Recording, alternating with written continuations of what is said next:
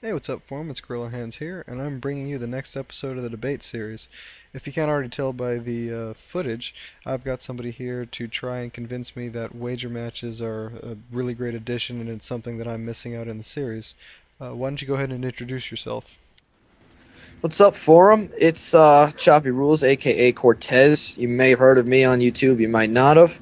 But yeah, I'm a regular at the forums, been around for pretty much from the start. And Gorilla was kind enough to let me on here and talk a little bit about wager matches. So let's see what we got to talk about. Gorilla, take it away. Well, I'm glad to have you on here.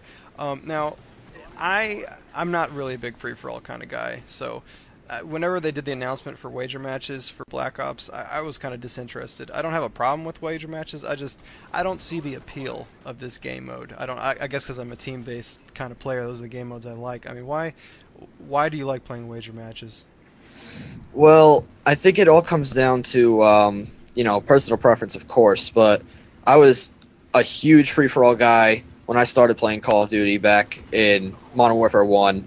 That was like my first.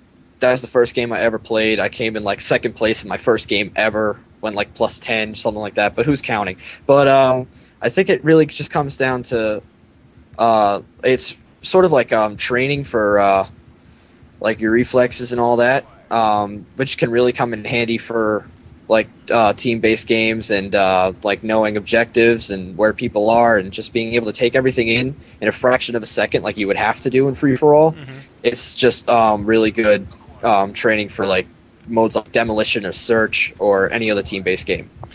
Now, I can see that. I mean, when you're doing free for all, I mean, any person you see, you shoot. So that reaction, that kind of train to reaction time, I can see that.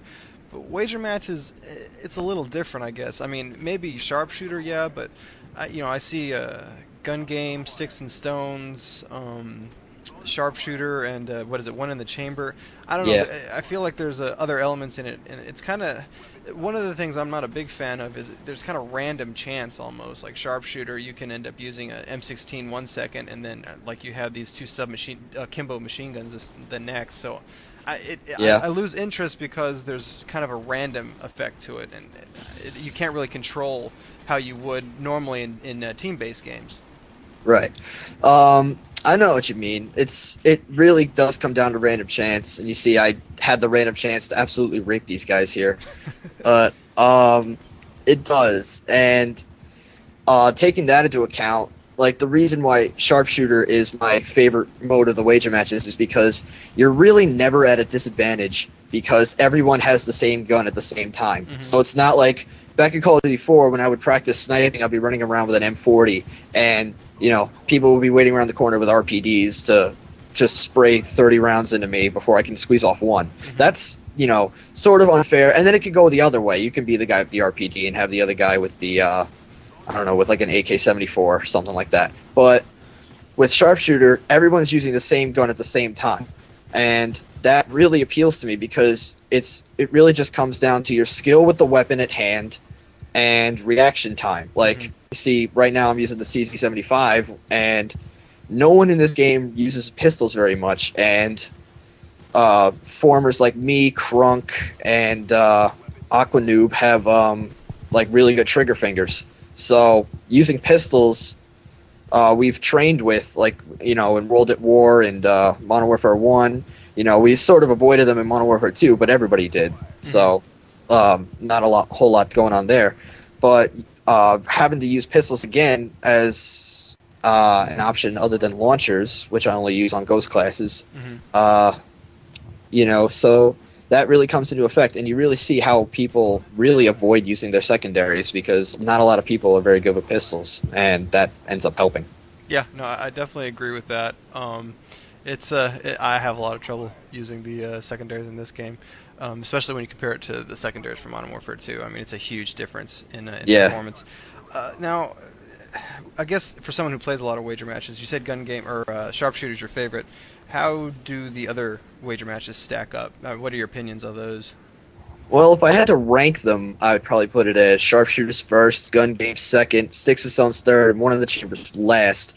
Just because I'm like the typical running gunner guy. Even like right now, with this PSG-1, which I was actually excited about. If you saw when I got cycled to it, I did a little 360 because I was like, yes, like Yeah, I actually just started using this gun like a couple days before, so, and not a lot of people snipe, so I was like, all right, like it's time to show off. But like right here, this is an absolute fail. I got one hit marker and he just rushed in and knifed me, but I ended up being in first place anyway, so I don't care.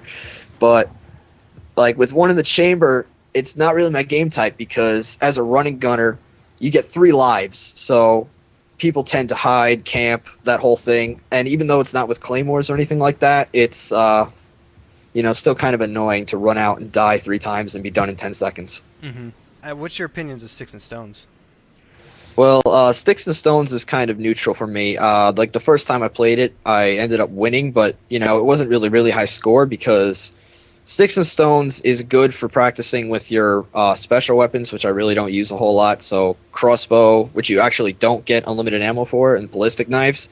And then there's always the person running around trying to tomahawk everyone and reset, which has ended up happening to me. And I've done it to people, which, so it's a double-edged sword. You can end up having the best game of your life only to have someone tomahawk you with 10 seconds left and you finish the game in last place. Yeah, that's one of the reasons I tend to shy away specifically from that game mode because I don't know what a good strategy is for that. I mean, if you do really well, then that gold little symbol on the UAV makes you a target. So you could do really well all the way up into the last couple seconds, get tomahawked, and it seems more like that mode is meant for griefing. In all honesty, it doesn't seem like I don't know. I don't know what you would want to do to do well in that game mode. But and gun game, I guess that's the last one. What's your opinion of that? Well, gun game's pretty fun.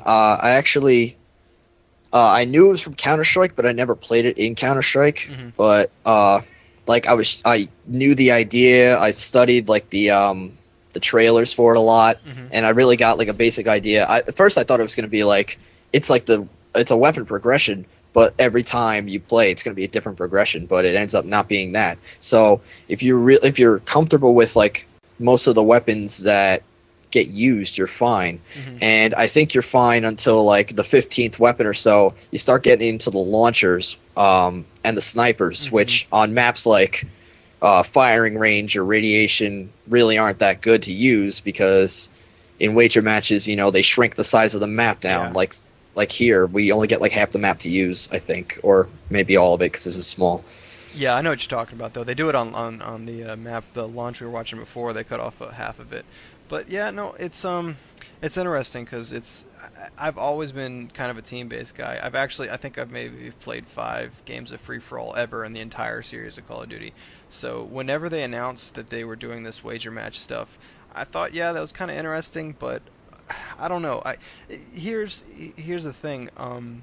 What would you think if you were given the option? Would you still like the wager matches the way they are, or would you wanted the Treyarch to work on some similar system for team-based games? Which would you like to see more, I guess? Well, I put it at I like to see both, like because if you had wager team games, that would also draw a lot of people in that don't really like free for all that much.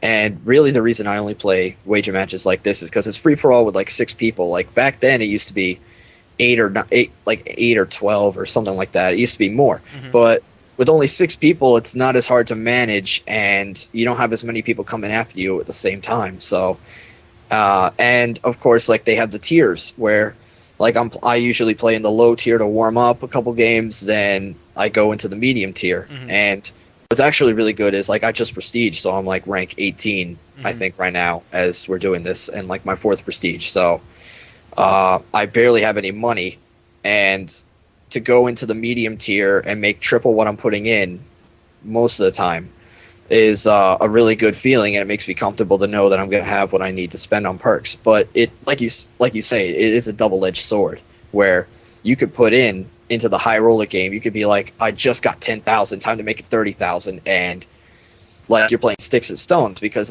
in that tier you never know what you're going to play because they randomize it. So you could get stuck in a Sticks and Stones game. You could have never used a crossbow in your life, and you could actually be doing good and then get tomahawked at the end and lose all your money. Yeah. So that's something that does make people stay away from it, but I think just the excitement of having money on the line draws people like me in.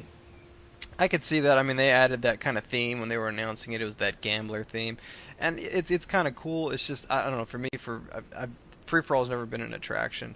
I do want to get your opinion. I guess each Call of Duty kind of adds something a little new. I guess Modern Warfare 2 it had a brand new engine and they included demolition.